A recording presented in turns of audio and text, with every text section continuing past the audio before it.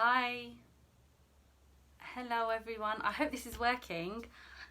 I had a bit of a laptop malfunction. I've never done a live before, so I thought it would be fine on my laptop, and then it just said that my camera was unsupported for some reason, so I've just had to do it on my phone, and I hope that the lighting's all right and you can see me. And if someone could give me like a thumbs up, if anyone's here, so that I know that people are watching and that it's all okay, that would be amazing. Because I'm doing it on my phone and the settings are like completely different on here, and I can't see. Yay! Hello, Uzma. Oh my god, I'm so happy. Thank you. I was having such a panic because I was like, oh my god, this is not what I wanted for my first ever Facebook Live, that the technology just completely fails. But you know what? It's gonna happen, isn't it? Okay, calm. I'm gonna take a sip of my tea. Assalamu alaikum, everyone. Oh, hi Aisha. You're here too. Oh, I'm so pleased. I'm gonna give it a few minutes to let people join. Yay! Assalamu alaikum, Rayan. Nice to have you here. Saima as well. Great. Oh, I'm so pleased you're all here. While we're waiting for other people to join, if anyone wants to ask any questions, oh, and Salwa, hi. Yeah, now would be a great time to put your questions to me. Just anything you want to ask. You can write it in the comments, and I'll do my best to like take a screenshot or something of it if I can, or just remember what you've asked, and then we can get on with it. Oh, assalamu alaikum, Sarah, sorry, and Isabella, and Farida. Oh, it's so lovely to have you all here. I'm so happy. This is great. So, we've got an hour, and I just want to say at the beginning, thank you all for coming. And for those of you who have already asked me your questions in advance, you know, I've got a note of them. But just to say, this is completely unscripted. So that's my style, as everyone who probably knows me, yeah, I don't tend to sort of script anything or write anything in advance. I don't have any notes, so I'm probably going to think of things afterwards like, oh, I should have said that. But I'm going to do my best, because I like to stay in the moment, and I like to be completely present with the people that are here, so that I can really tune into the energy of the people that I'm with and really connect with you and try and answer your questions as they come in. So please, you know, feel free to ask anything. It is obviously a Q&A, so I'm here to answer any of your questions, and you know, there just are no stupid questions. And the reason why I wanted to do this as a Q&A is because I feel like so many of us have got questions that we don't ask because we're either scared of being judged. We think people are going to be like, oh, does she not know the answer to that already? Or they might judge us for having those thoughts in the first place, especially when there are questions and doubts around, say, you know, women's status in Islam or women's role, or when we have kind of deeply unsatisfactory feelings about the way things might be, you know, in our lives, or the way things, you know, things that we've witnessed in other people's lives or in society and culture as a whole, and we've got questions. But a lot of the time I've noticed that women don't ask questions for fear of being judged or being silenced, and it's happened to me. Like, I can tell you of this, I used to be a regular at halakas, and like when my children were younger, and I wasn't working, and I used to go every week, and every now and then someone would ask a really deep, probing, interesting question, and I'd think, oh, we're gonna get somewhere today, like this is great, you know, like this is the kind of thing that I've come for. And the teacher would turn around and you could tell she was out of her depth. This was too you know, it was a bit out of the box basically, and the answer would just be something like, oh, you know, when we have doubts and questions, we shouldn't really go down that road, because sometimes that's the shaitan whispering in our ear, trying to make us doubt God or Islam, or you know, trying to take us off the straight path. And you know, just basically, you know, say your prayers and fast and do all these things that you're meant to do, and don't think too much about those bigger questions, because they're just going to confuse you and they're just going to make you doubt your faith, and that's actually coming from the shaitan, so let's not go down that road. And I used to think, really? Like, is that the answer, that we should just like stuff it down, like when we have questions, like, oh, don't go there? Because that's completely going against, yeah, exactly, as Isabella says, nice brushing off tactic. Exactly. It's like, oh, so there's something wrong with me then for having those doubts. Oh, right, okay. It's a tactic that is used to silence us and to keep our like doubts to ourselves, because we know if we say openly, we're going to get told, that's the shaitan, that's just you being taken down the wrong path. And I think it works as a tactic, because then a lot of the time you just back off and say, okay, I'll just go and try and find the answer out on my own. And what happens when you go down and try and find the answer out on your own? You get nowhere. Like, I went down that path for years, you know, going Googling on like Islam Q&A, what does Islam say about women and this, that and the other, and you come out with, oh, like, you wish you hadn't asked. Then you're like, oh God, why did I ask? Because this is like a million times worse than I actually thought, like what all the scholars and you know, these YouTube sheikhs and self-appointed religious leaders and their opinions on women are, you know, you think, wow, I really wish I hadn't asked now, because I feel even worse.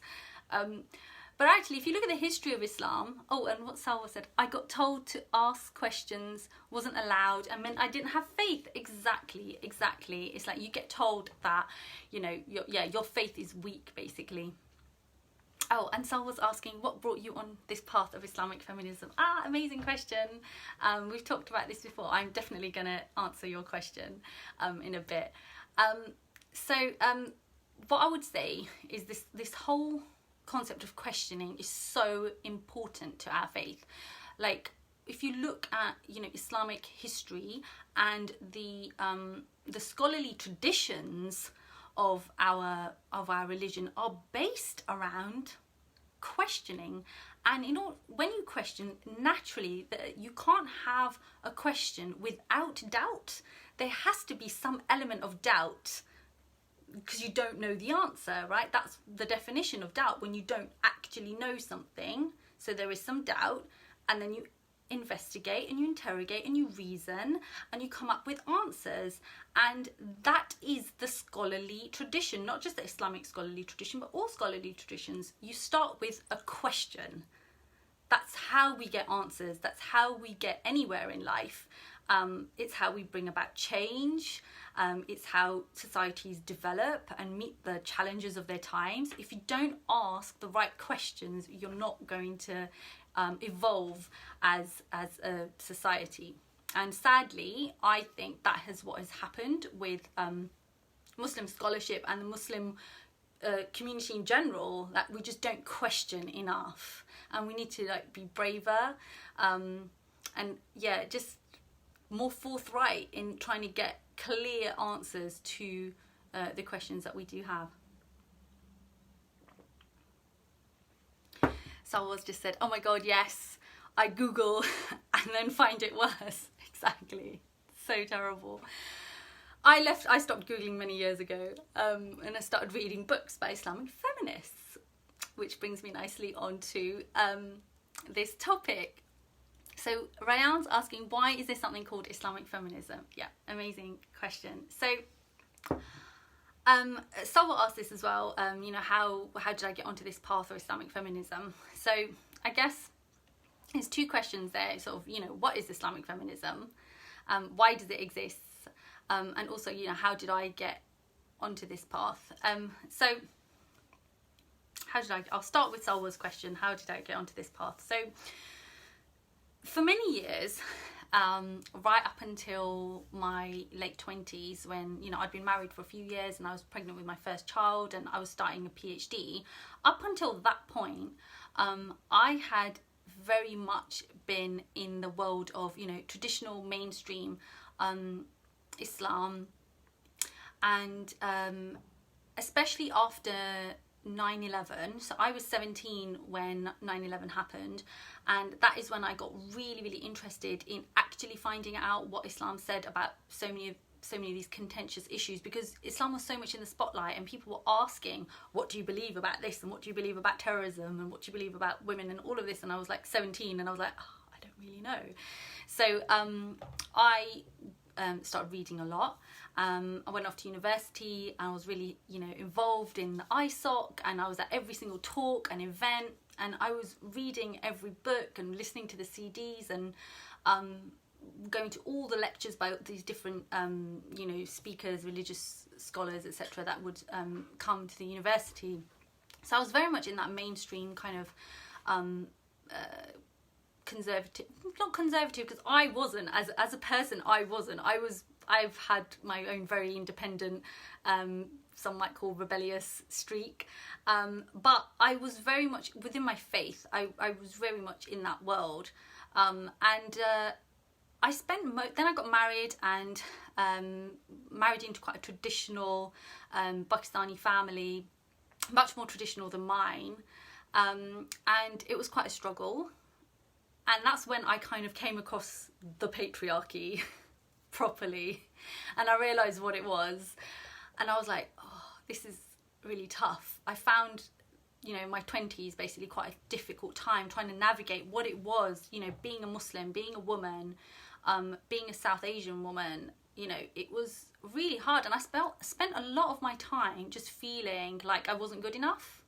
Like just constantly just trying to be this, you know, good Muslim that I was constantly told was this ideal way. I mean, I even got given a book called The Ideal Muslimah, and I was given all these books around what a proper Muslim woman should be.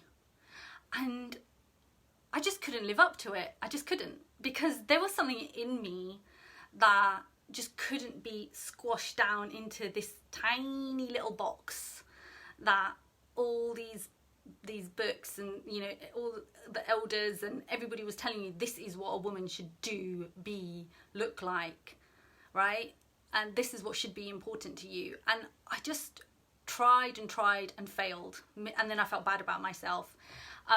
And it was only when I was doing my PhD that I got really I got exposed to this world of Islamic feminism. So I was looking at Muslim women's empowerment in Afghanistan, and I was kind of looking at it at the angle of, you know, the West coming in and trying to, you know, liberate Muslim women and all the problems that they were creating, and how the Muslim women's activists at the time were navigating, you know, challenging the imperialism of America and NATO, but then also fighting real religious fundamentalism on that side as well, for coming from the Taliban, who wanted basically, you know, to relegate women to, I mean, forget second-class citizens. I mean, they were, you know, possibly the worst kind of misogynists on the planet, and women had a really hard time. There's so much violence. You know, on the one hand you've got war and conflict, on the other hand you've got men saying, you know, women should basically have zero rights whatsoever, and it was fine to you know, women suffered a lot under their regime and carried on. And so I looked at all the work that the activists were doing, and I found that, you know, a lot of the women, what they were doing was saying, we don't want to leave, we don't want to fully embrace this kind of Western feminism that tells us that our religion is the problem, that our culture is the problem, that our brown men is the problem. Actually, we have a lot of deep respect for our faith. We have placed, you know, spirituality of central importance in our lives.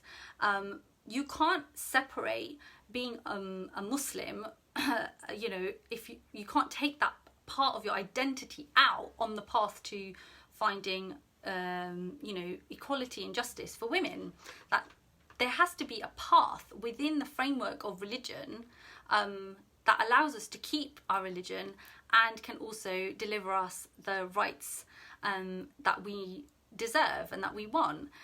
So what you'd find is, you know, the West would kind of come in and say, all right, this is like liberal Western feminism. They wouldn't talk about religion. You wouldn't even be allowed to mention anything to do with Islam or faith or God or anything, or what Islam says about anything. It was all very much through the framework of the United Nations and, you know, the Human Rights Charter.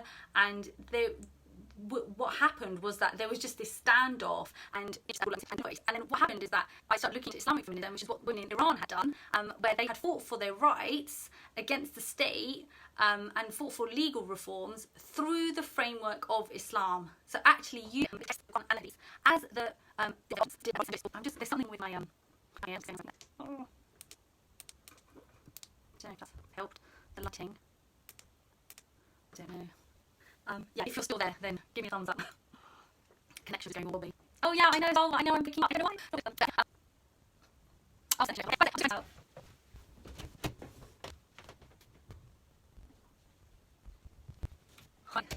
I really hope that so I need to something that that scholars of this, the interpretation of the Quran, so exegesis is what it's called. They take the verse of the Quran and they look at the verse reveal, and they ultimately those verses of authority over core values are love, and those are anything that contradicts the core values. Okay, is it really right? Am I going to have to go to a different I'm going to have to go to a different room. I think I'm just going to have to take my phone and go to a different room. Right. I'm going to go downstairs to the I'm going downstairs to where the router is, and hopefully that will be better. I'm so annoyed. If you can hear me, I don't know why this has happened. I'm so disappointed. Oh, what's happened to the router? Oh, yes, is that better? Okay. I'm standing like right next to my router now, so I don't know how this is going to work, but let me try. Okay, I've got another thumbs up. Okay, amazing. Okay, right. So I'm just going to sit on my sofa and hope that that will be better. Okay. Okay, perfect. Amazing. So, yeah. Okay, thank God.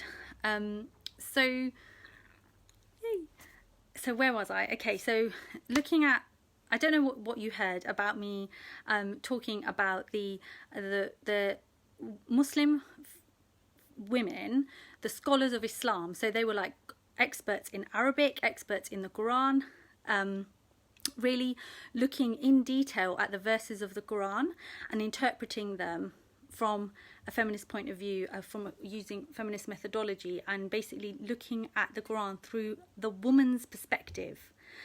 And the key realization was that, you know, first you got to look at the reality of the situation, which is that in many Muslim countries, women are treated as second-class citizens. So they don't have the same rights as men. And this results in major disadvantages in regards to, you know, access to the law, issues like inheritance, custody of children, domestic violence, divorce, marriage, even, you know, things like being able to travel, being able to drive. That's, yeah, obviously only in Saudi Arabia, but just generally being allowed to have a sort of independent life. Many areas of life where women are severely restricted and treated not as equals. And this, they argued, was in direct contradiction to the Islamic core values that are in the Quran of equality and justice.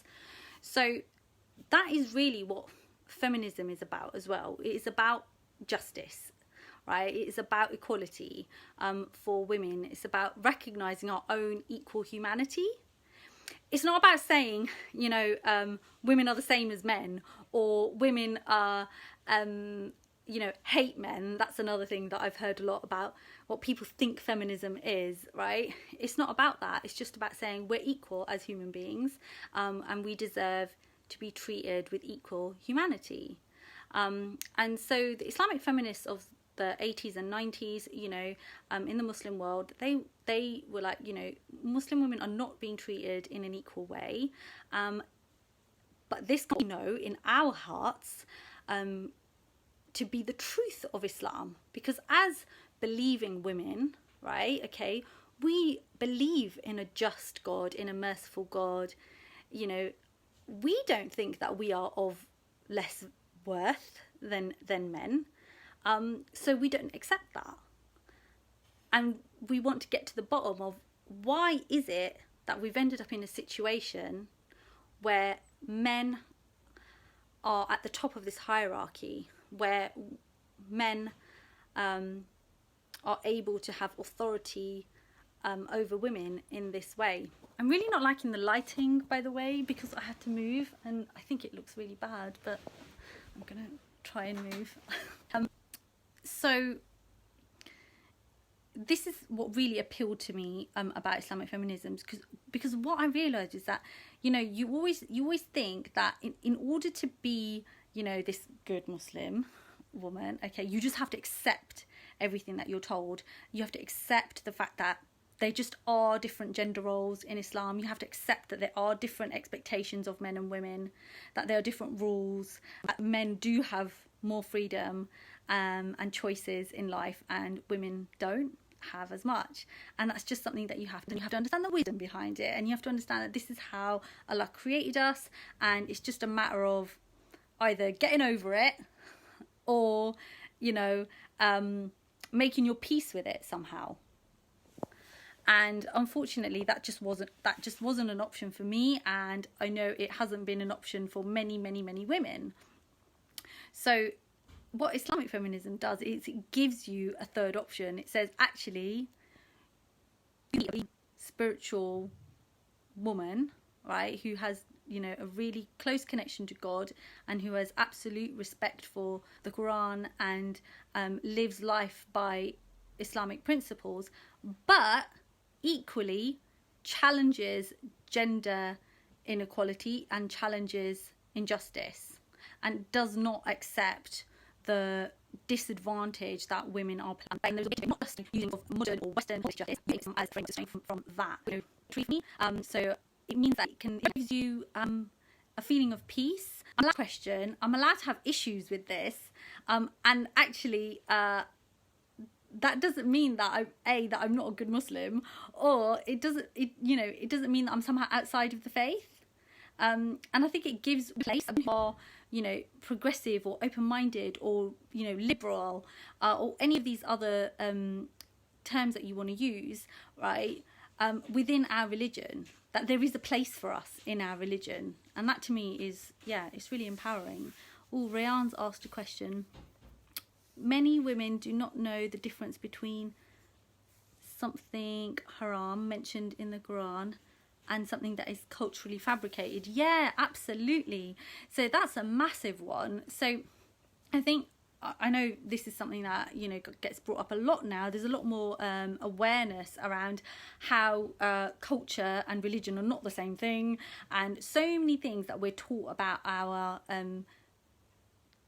that we are told is Islam is not actually Islam. It's actually, yeah, as you said, cultural fabrication that gets confused, and we're told that that's religion, but actually it's just culture. But on the other hand, I would say that doesn't mean that every single thing that is unjust is from culture, and that there are bases of certain, you know, injustices that stem from patriarchal and male interpretations of the religious texts.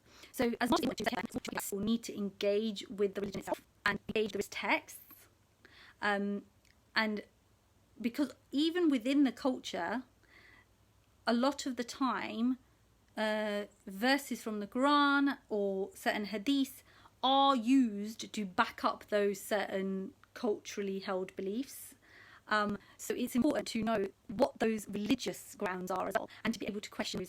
Incredibly frustrating. I'm going to have to do this again because it's my router. It's never a problem, and then today, the day that I'm doing a Facebook Live, it decides to mess up. Isn't that great? So,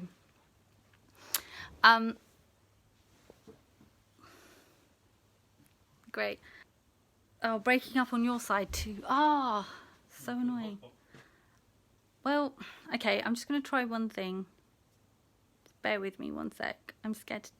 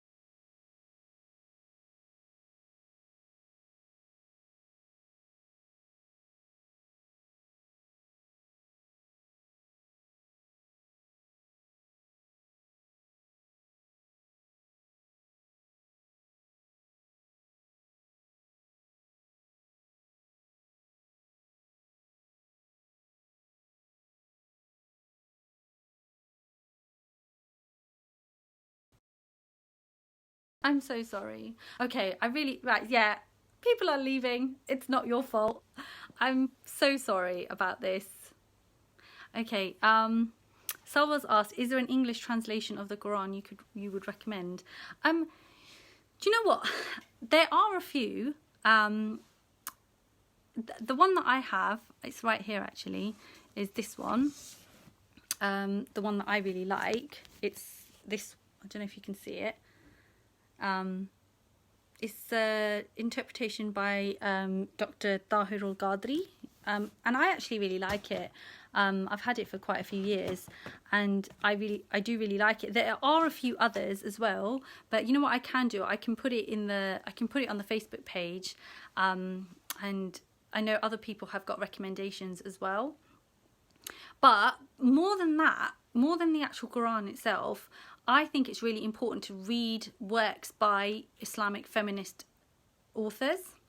So this last week I've done a series on fierce Muslim feminists for the International Women's Day, and I've mentioned quite a few different Islamic feminist authors. So there's people like Amina Wadud, people like Aaliyah Hussain, people like Layla Ahmed and Rifat Hassan. These are all people that have done the work, as it were. So I don't claim to be an Islamic scholar. Like, I am not an Islamic feminist in the sense that I have not done, you know, in-depth scholarship of either the Quran or of Arabic, right? But what I am a scholar in is Fatima Mernissi, of course. Yeah, I wrote about her as well.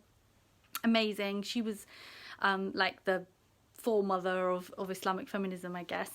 And basically, you know, as I said, I'm not a scholar of religion, but what I am a scholar of is a scholar of Islamic feminism. So I have studied Islamic feminism in depth for years, and that has given me so much personal power back, because it's made me realize that a lot of the things that we are told that are our religion are actually male-based interpretations of the Quran. And it's really important. What they say is that it's so important to realize that the Quran was actually all the laws that we have, like Sharia, fiqh, all of that, all of these bodies of knowledge and what our rules and laws and what is halal and haram and what we're allowed and not allowed to do, all of this, none of this was actually determined during the lifetime of the Prophet. This all happened like in a period of several hundred years after the Prophet's life, and it was a process that happened through you know, over a very long period of time in a particular context, which was a deeply patriarchal society. And patriarchy had been around for much longer, you know, way outdated Islam, and it's still here, right? Patriarchy has not left us. And Islam came into a patriarchal society. So, of course, the people that were interpreting the Quran and coming up with the, you know, systems of laws and regulations and the entire system of, you know, gender roles happened in this patriarchal society. It didn't happen in a vacuum, right? Like, there was a particular social, political, economic environment that this was taking place in. And I think it's really important that we take these rose-tinted glasses off, as if, you know, the scholars and the, you know, the key leaders of the four schools of thought that, you know, are the ones that the majority of Muslims today follow, is the only possible interpretation of the Quran. Yeah, or these, like, we need to move away from that and actually say, well, it might just be time for something new and something different. And actually, that was okay for then, but we have a completely different society now, a different way of living. We have new knowledge, we have new information. Gender roles have changed, economies have changed, politics have changed. So then, as Muslims, we also need to change, and we can't be sort of clinging on to a set of hard and fast rules from, you know, over 1,000 years ago that might not actually be living up to that ideal of Islamic, you know, justice and equality. Because the way that what Islamic feminists see it is that the Quran is the blueprint for social justice, and it's a trajectory. It started something. It was a social justice movement that wanted to give all vulnerable and marginalized people in society their rights back, right? So yes, women, but also orphans and the needy, and the vulnerable and slaves, you know, people. It was a start of something. It wasn't the end, result. It wasn't like, right, well, we've started this process, and then as soon as the the prophet died, okay, well, that's it now. We have to freeze everything, set it in stone, and live like this, exactly like this, for the next 10,000 years or whatever, till the end of time. It was the beginning of something. It was the start of a better, fairer society, and it was about the vision of giving people back their rights and having this egalitarian society. But sadly, what's happened is that the male elites that were in power at the time, where the sort of like classical Islamic scholarship was happening, wanted to hold on to their power. So there was a very authoritarian kind of approach, and a lot of the feeling and ethos around scholarship was, this is the way it is. Don't ask questions. Know your place. And that was to do with the fact that there were dictators in power, and we know that dictators don't want people to question, to have their own voice, to have their own minds, because then they might rise up and take their power back. So there was a political aspect to that as well, which was very much about the people in power know better than you. They are in power for a reason. They have done the research, or they are the experts. You know not, and people who don't have knowledge, you are sort of highly qualified, Islam, university or something, that you have got no right to comment on Islam or have an opinion. It's like, no, but they said, well, then you have no right to say anything. It's like, right, okay, so that's the world we live in now. Unless you have a degree in Islamic studies or something, you have zero right to comment on what your own religion says. And I think that's really, really problematic. But this is what Islamic feminism does. It gives people back the right to question. Taylor's just said, I'm reading Majestic Quran by Dr. Aaliyah Hussain. It's easy to understand, but I haven't read any more. Okay, that's a good one. Any questions to see if there's anything else I can answer. So yeah, I think I've answered the questions of the people today. So I'm gonna answer some of the questions that I received through the messages that I got, that people that wanted these questions answered. So one of the questions that I got asked was around male authority. So it was this question that, I hear this lady was saying to me, I hear all the time that men are the leaders in their households, that women are only allowed to work. They are allowed to work, but only as a supplementary role, that to contribute to the household if needed. The other thing around male authority was that women should be consulted in household matters, but ultimately the man makes the final decision. So and the other one was around women not being allowed to leave the house without their husband's permission. So obviously these women wanted this question. They have heard from many sources that there are these rules that exist, which in my mind are all around male authority and male hierarchy of power. So men are the leaders of the household. Men are in essence the wardens and the guardians of their women. And therefore a woman is always in a subordinate position, almost like a child-like position, like an infant who has to permission from her guardian in order to leave the house or make household decisions.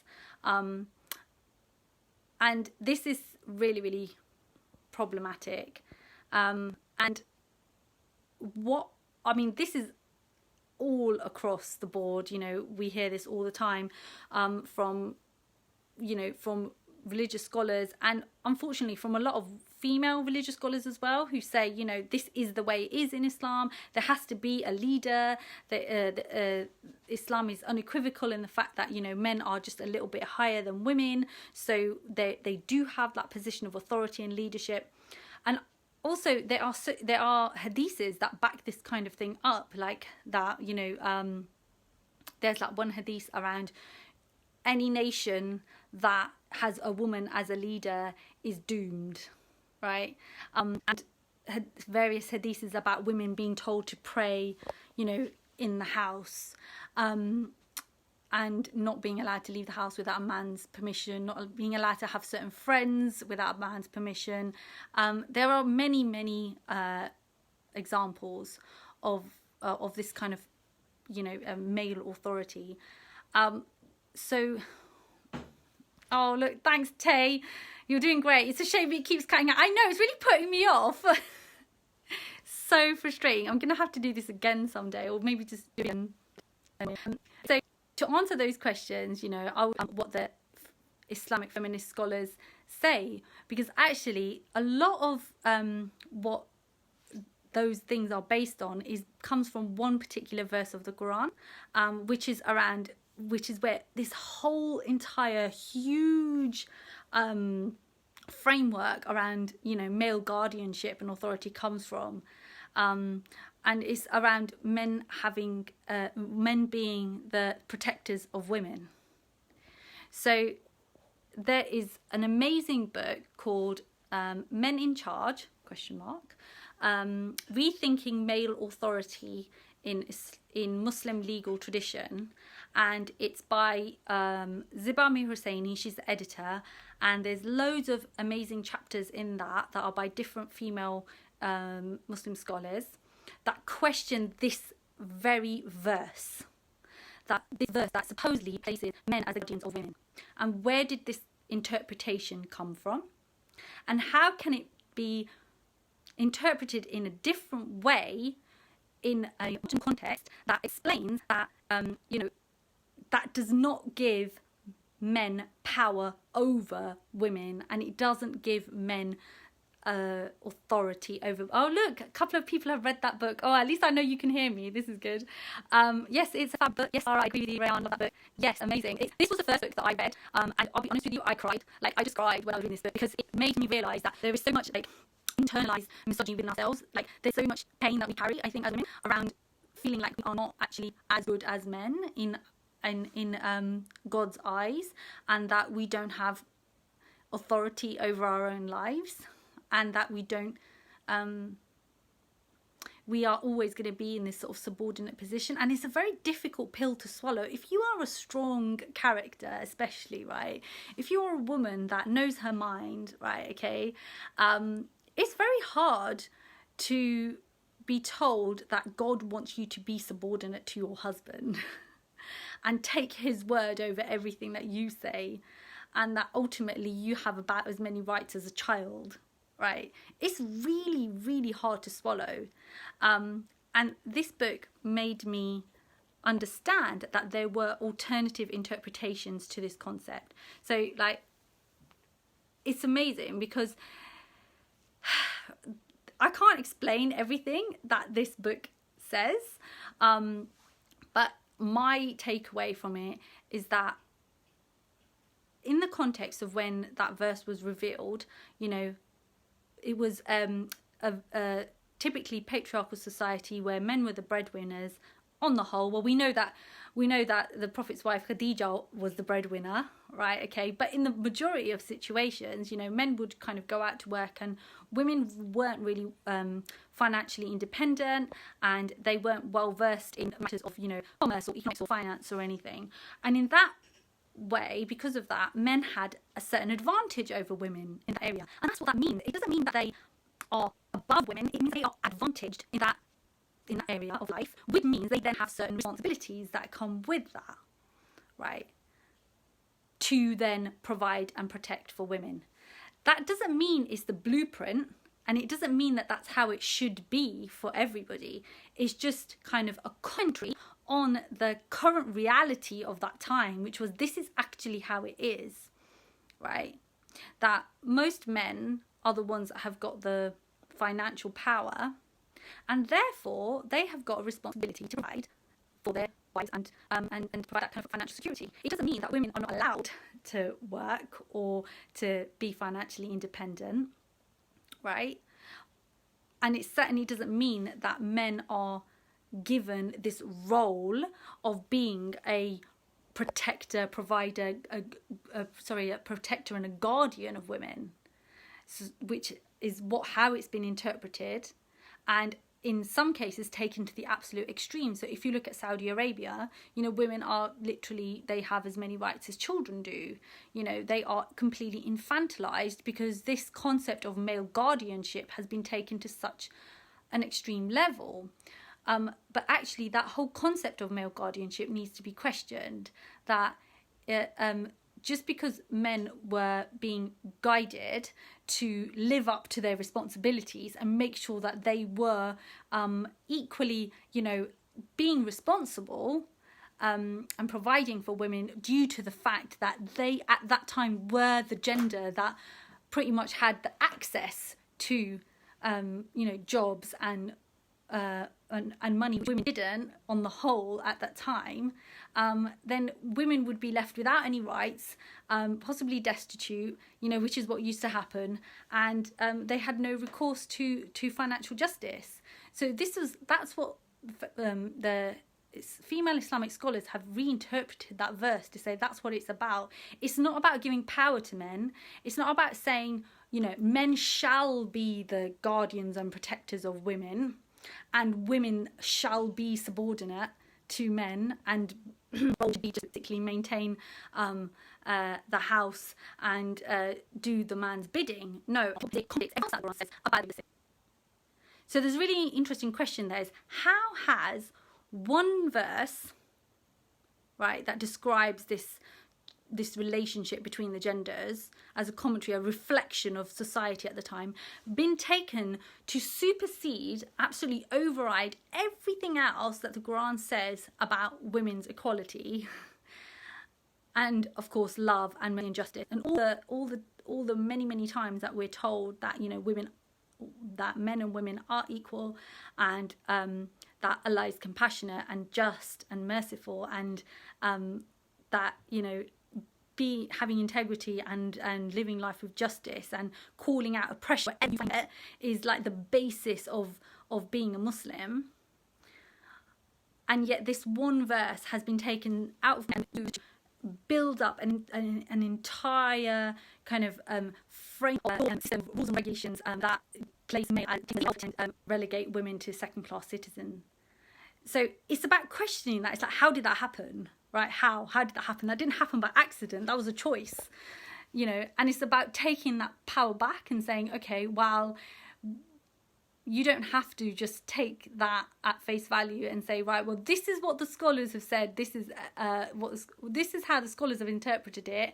Therefore, this is just what Islam says. It's like, actually, no, that was their Islam. That was what they had determined, and that was done from their own very male-centric patriarchal context. And, you know, we have to look at this through a political angle and say, you know, even now when men in power are threatened, they don't want to let go of their power. And it's the same thing that happens, you know, within Islamic scholarship, that men don't want to lose their preferential status, so they will like hold on to it and say, well, this is what Islam says, this is what God has said, and actually, you know, that's not always the case. So when it comes to, so this lady was, you know, questioning about, you know, are we allowed to go out without our husband's permission and things like that. You know, I think for me, you know, as a Muslim woman, anything that undermines my humanity, anything that says to me, you know, that makes me feel less than, that makes me feel, you know, on a soul level, that doesn't sit right with me. Like, I think it's important to question it, because, you know, as women, we do have an inner knowing. You know, all human beings have got an inner knowing, and it's really important to reconnect with that. To connect with what we feel in our hearts to be right. If we have got a strong connection with our Creator, right, and we understand God's qualities, His attributes, then we understand that that is not justice, and that is definitely not what Allah wants for us.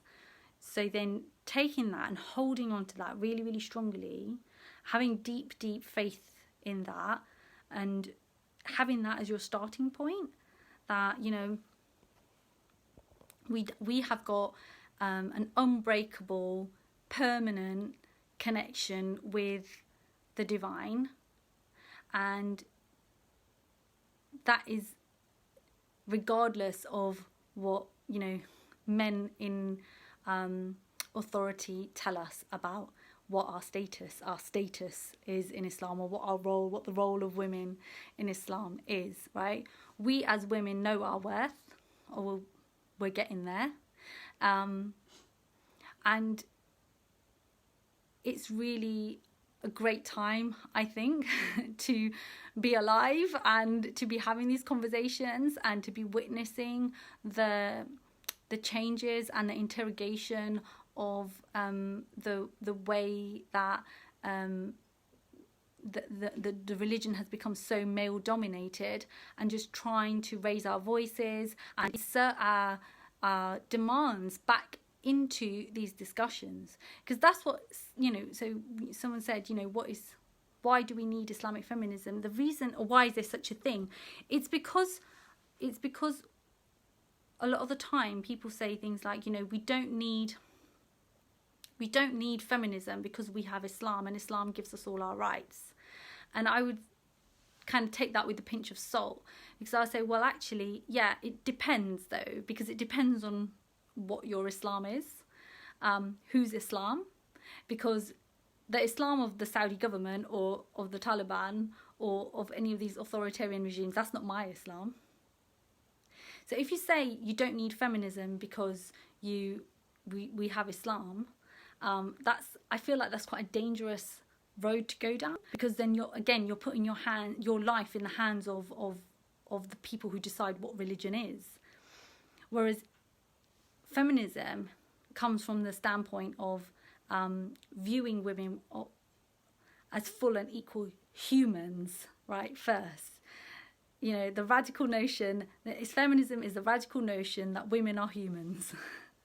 I love that, because, you know, that's all it is really, right? Just saying that, all right, yeah, we are human beings as much as men are. So, and if you look around Islamic countries, if you look at and even over here, if you look at, you know, Muslim communities over here, we can't say that being a Muslim woman means that you have all your rights and therefore you don't need feminism. I don't see evidence of that. You know, you have to, it's not just what's the theory, it's also looking around you and looking at what's actually happening in on the ground in reality. Like, do women have all their rights? I don't think they do. If you look around, right, if you look at our communities and the way they operate, yeah, women definitely don't have all their rights. We're getting shafted left, right and centre. So actually, feminism is incredibly important. We need feminism because feminism puts women's experiences and women's needs right at the very heart of social justice and change. It's not enough just to say, oh, but Islam gives women their rights, without actually engaging with the problems that women are facing on the ground and actually coming from the standpoint, okay, these are human beings. They're saying that they are not getting their rights.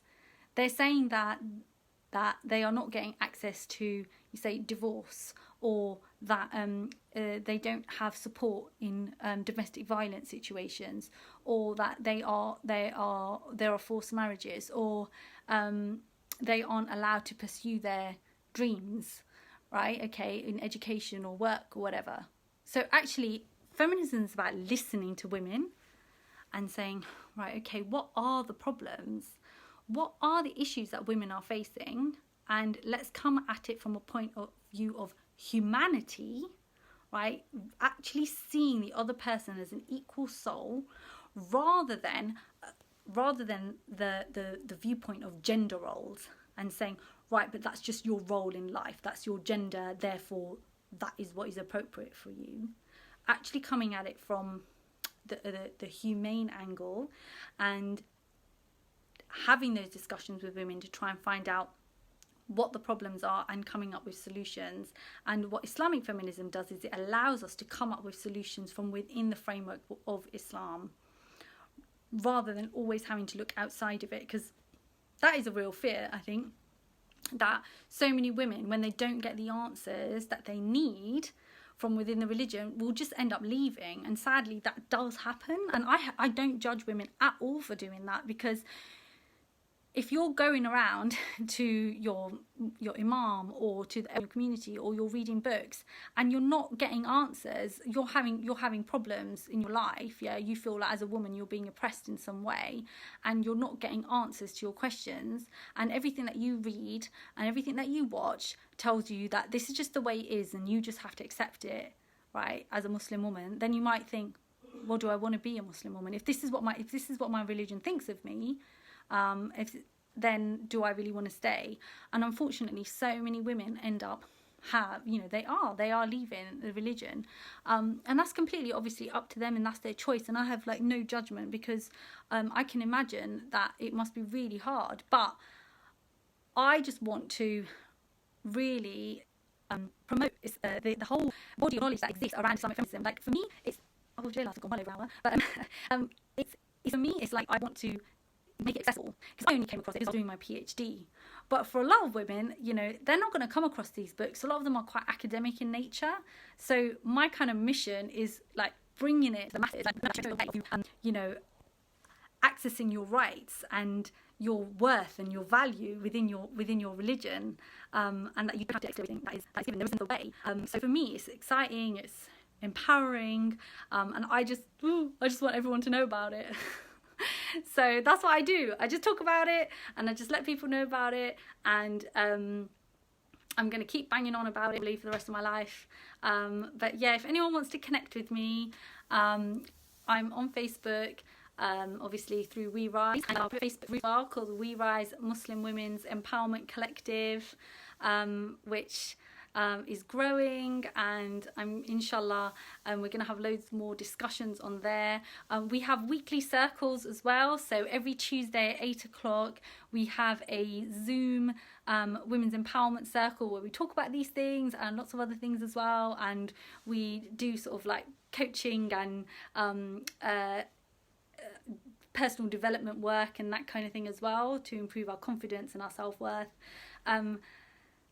So yeah, there's a lot of things that WeRise is doing, and inshallah going to be doing more of this kind of stuff. It's my first time, and it was really dodgy with the internet and everything, and my arm's about to fall off because I'm holding my phone up here. So yeah, I'm gonna go now, but thank you so much for tuning in and for your questions, and I'll catch up with you inshallah on the page.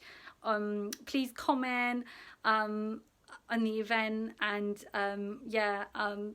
that's it for now. Take care. Bye.